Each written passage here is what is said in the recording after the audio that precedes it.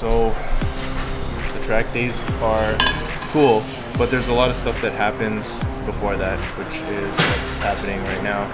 So TMP is pretty hard on the brakes. The last couple days we were at GP, and that track is a lot easier on the brakes. You're basically just braking for one corner, turn 5. But TMP is like accelerate, brake, accelerate, brake, accelerate, brake. So you really can't have rotors that look like this. So it's probably hard to see in the camera, but there's a lot of micro cracking on the rotor. It's just filled in with the dust, so you can't really see it.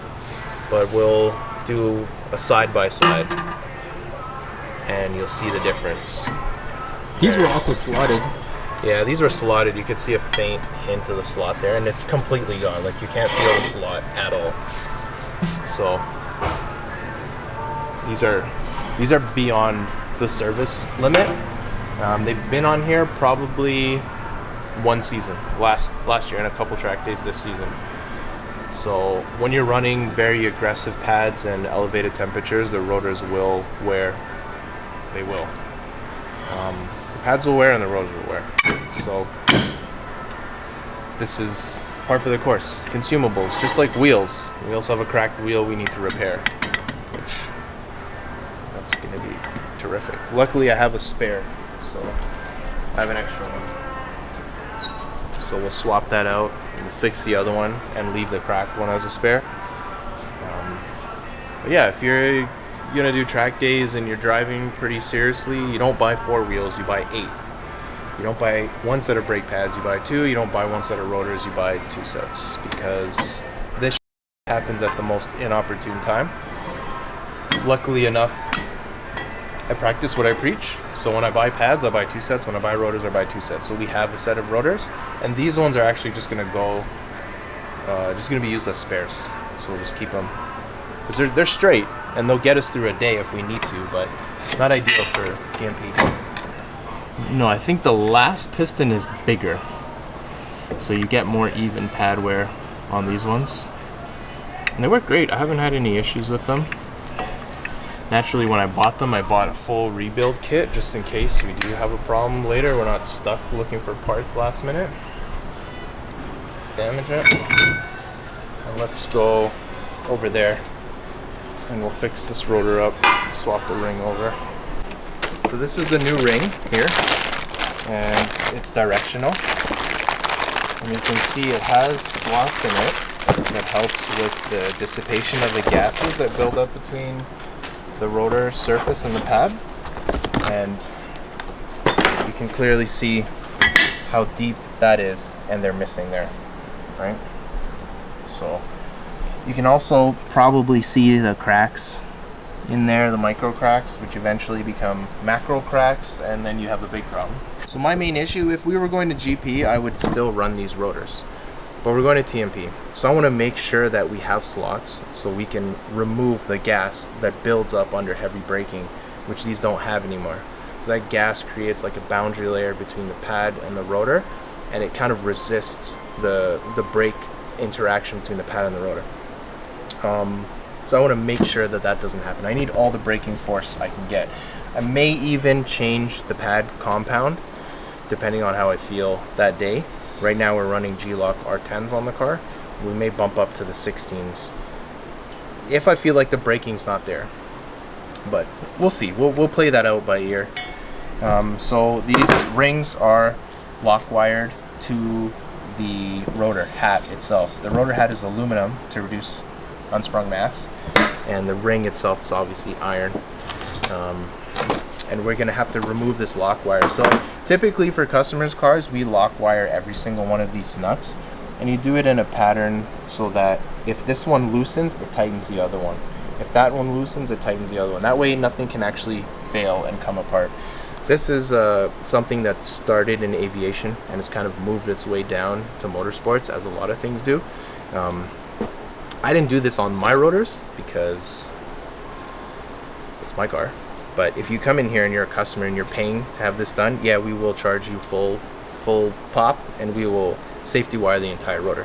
This is enough for me to realize that something's wrong, right? Safety wire these two. If they all come loose, something will start shaking and I'll know it's bad, hopefully. But for a customer who's supposed to arrive and drive, we're not going to take any chances with just safety wiring 2 of the screws. So we just basically cut this stainless steel wire out of here, get these screws out.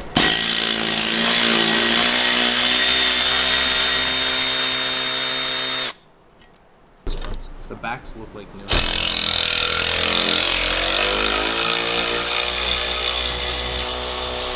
Okay, so I'm pretty sure you're supposed to change this hardware every time you take it off. But again, on my own car, I make some compromises. You can see that little hole in there. And that hole fits the safety wire in there. All right. So what we're gonna do now is replace this ring, which is just like that. Pops right off. And that's the old one there. I'm gonna wash this off real quick and give it a quick inspection, make sure the hub is not cracked. But this is aluminum, right? So it's very, very light, right? So all this is to reduce weight and improve the cooling. So I'm gonna clean this off and come right back. Take a good look.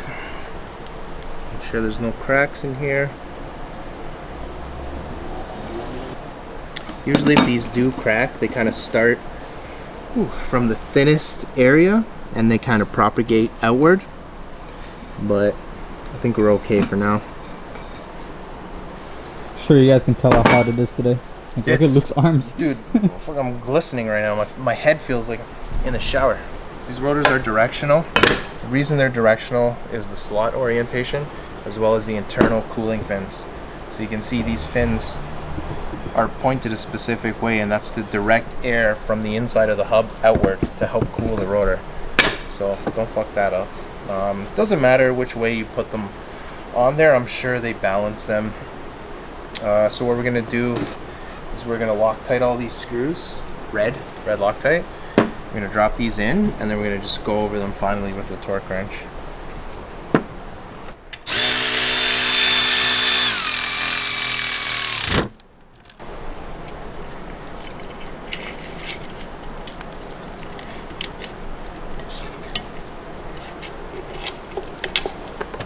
Now, I'm no professional safety wire guy. If I wanted it professionally done, I would ask my dad, because he's an aircraft mechanic and he's safety wired most of my shit, but he's not here right now. So I'm gonna safety wire 4 of these screws, and we're gonna call it George. And I'm gonna do my best, but don't critique, don't comment, because I don't care. It's gonna work, right? There's obviously better ways to do it, but we're doing it my way today. It's fucked up. Okay, so anyway, this is basically it. So when this screw here starts to rotate backwards, it will pull this wire, and which will turn this screw clockwise and tighten it. And if this one turns backwards, it'll pull this wire, which will turn this screw and tighten it. So it'll reach a point where neither of these can back off. And that's essentially safety wire 101. It doesn't have to look pretty. Obviously, I do this very rarely, so don't judge me. Just judge the fact that I'm sweating my balls off. Sweating. It's hot. Like it's wet in the rotor, it's bro. hot, man. Yeah, that's all it's wet. It's gross. It's a good thing they do like a anti-corrosion coating on the rotors, which we gotta clean off after. So I'm just gonna do here, and that's it. We're slapping this on and we're done. And then that's the hat. Directional arrow. Pay attention to that. We got a lot of customers bring their cars in here and they get their fancy rotors and stuff installed by their regular mechanic, and they're on backwards. Like, install is basically the reverse order. Rotor on, caliper on.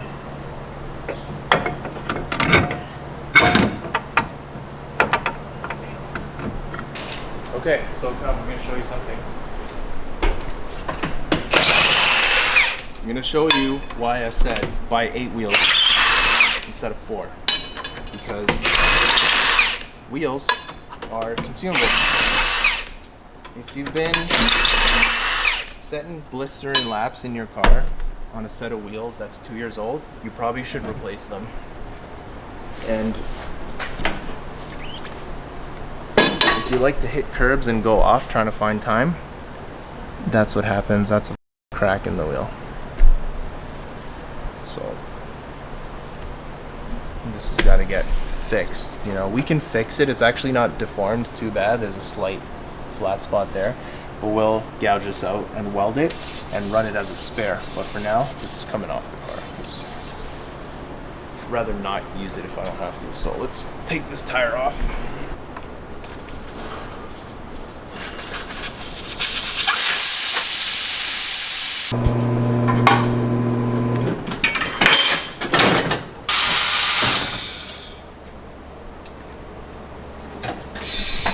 Make it look easy, I know.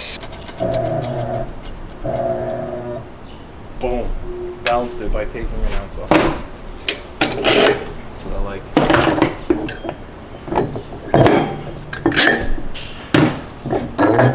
Alright, throw it on the car and I'm going home. So we're gonna lead into doing coolant flush. We're gonna balance the rear wheels, and we're going to corner balance the car because I still haven't done it all year, and we're going to do an alignment on it. So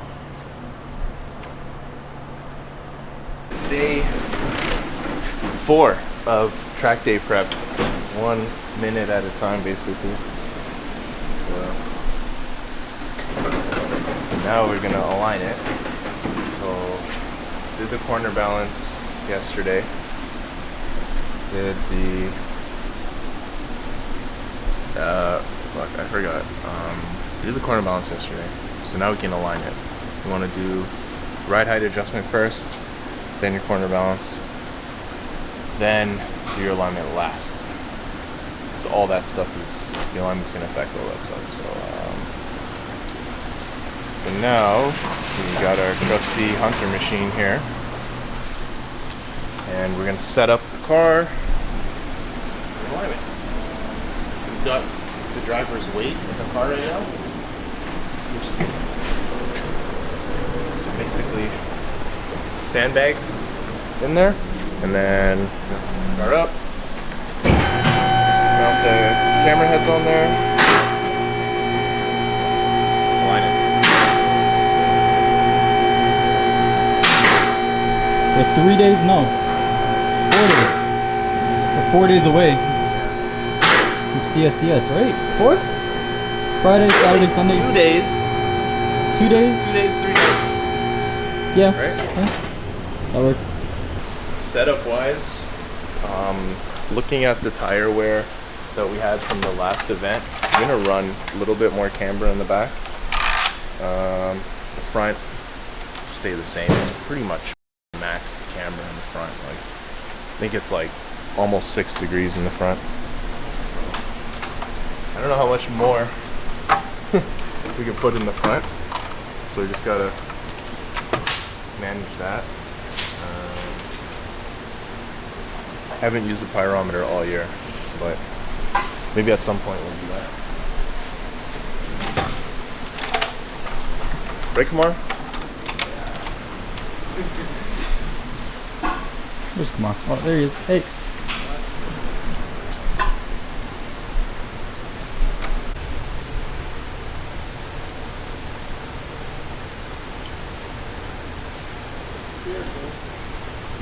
Hollywood Squarefish. Oh no, they're all the way in.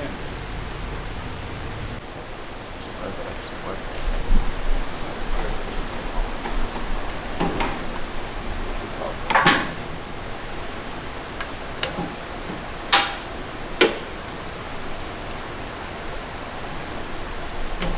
Here, roll it, man.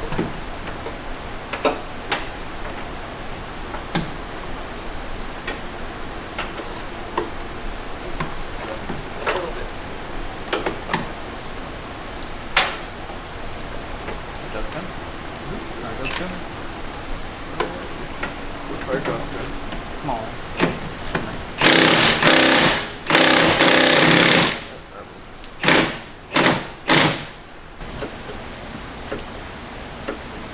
Oh, it's moving.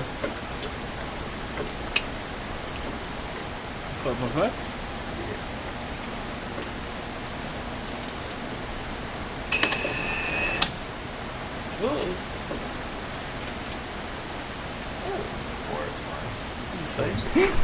You don't want to drive this home in the rain, bro.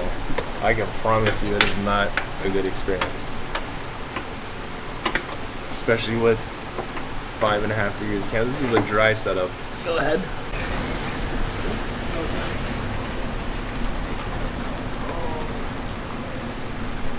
Off though, like the toe is maxed. This one is in the middle, so I can understand this one off.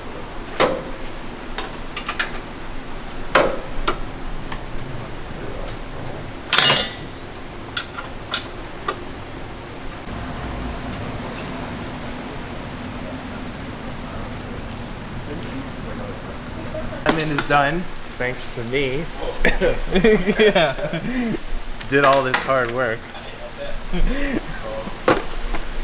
Can't give away too much secrets, but basically you need a shitload of camber in the front and a lot of camber in the back, and the toe is based on you. Look at the toe in the back. It's like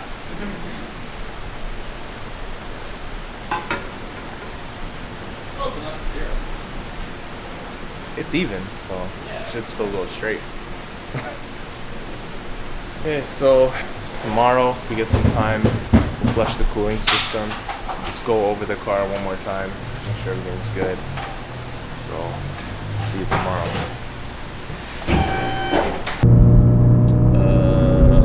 So, aligned the car yesterday. Just gonna bed the brakes in because I changed the rotors earlier. I don't know, alignment feels good, feels pretty shaky as you can tell by the camera movement. Oh, the brakes are not great. Metal travel. So the purpose of bedding in the brakes, well, at least we changed the rotors, is to get down a transfer layer onto the rotor, so that you get some cohesion between the pad and the rotor, and helps the brakes bite better. So I guess the general idea is to just get the brakes hot enough that as the pad begins to melt a little bit and gets on the rotor, I don't know, I just do it, it works. Do it on the street, obviously obey the speed limit as we always do, and get that transfer layer down so your brakes stick well, because if you try to do it at the track, it often doesn't work well. I find like the best time to do this is the night before. Let the brakes cool down completely after you're done bedding them in, and that seems to work the best. So that's what we're gonna do in a couple minutes here, if I get the tires warm. And then today's Friday, so Saturday is a rest day. So I've been going hard all fucking week, like 12, 14 hours a day, and I'm spent. It's really hot at the shop. It's like 40 degrees inside, sweating like crazy, tired. I also have other commitments outside of work that also take energy to do.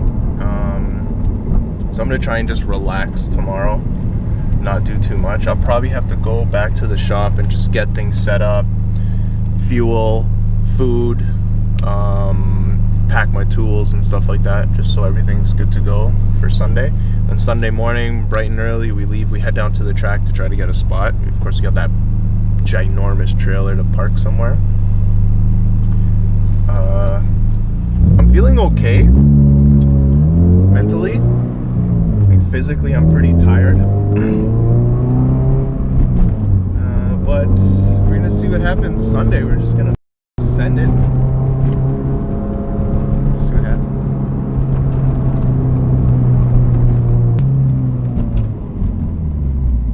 Some initial heat.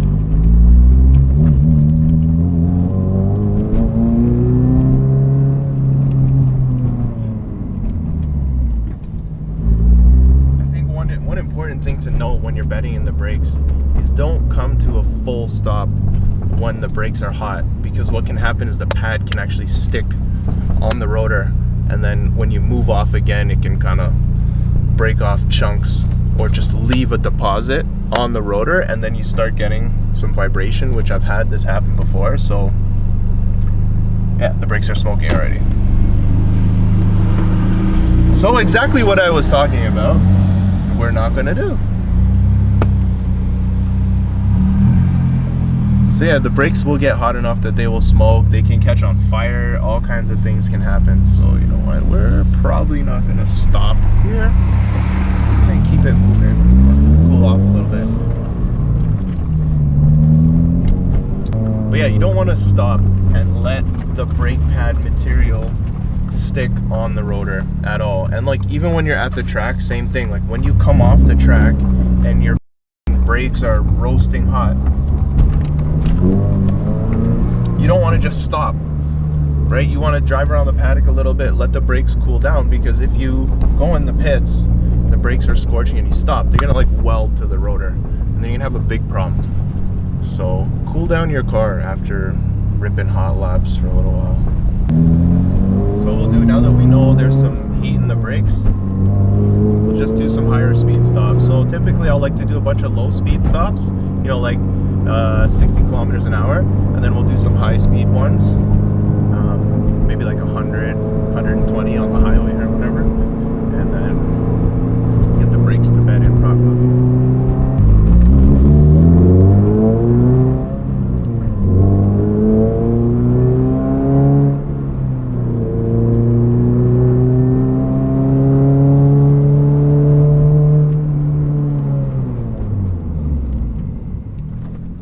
So like almost a complete stop.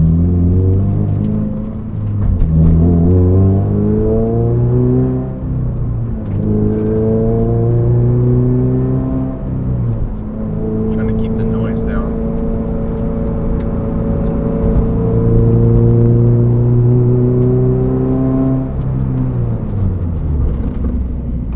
This came on pretty hard there.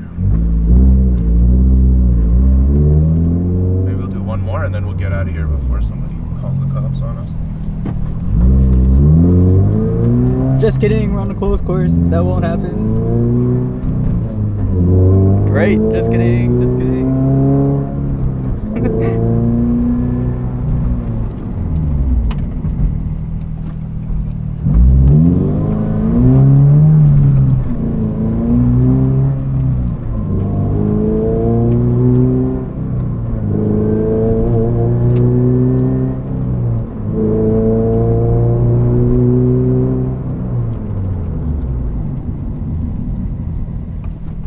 Feel like, I mean, the harder you are on the brakes is the more it slows you down. So yeah, I guess if the brake pedal is more used to adjust the attitude of the car than like to slow it down, I think.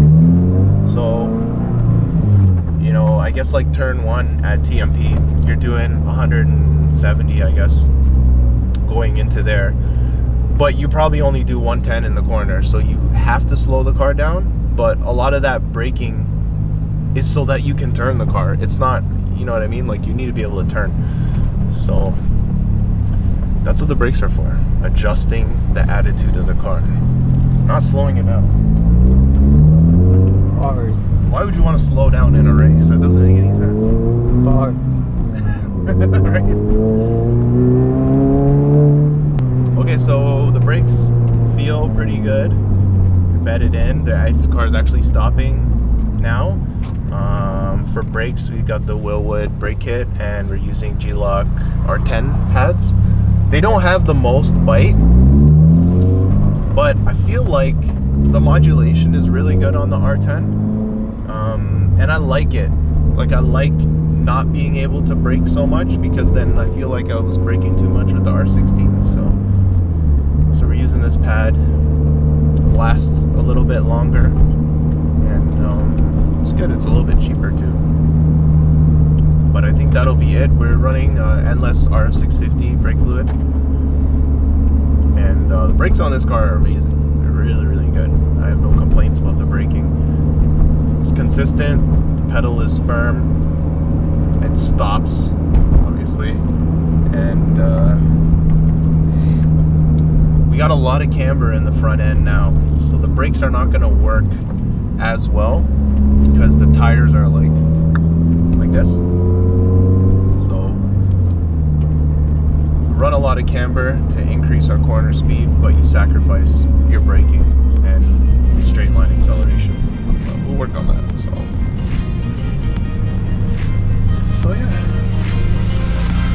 yeah.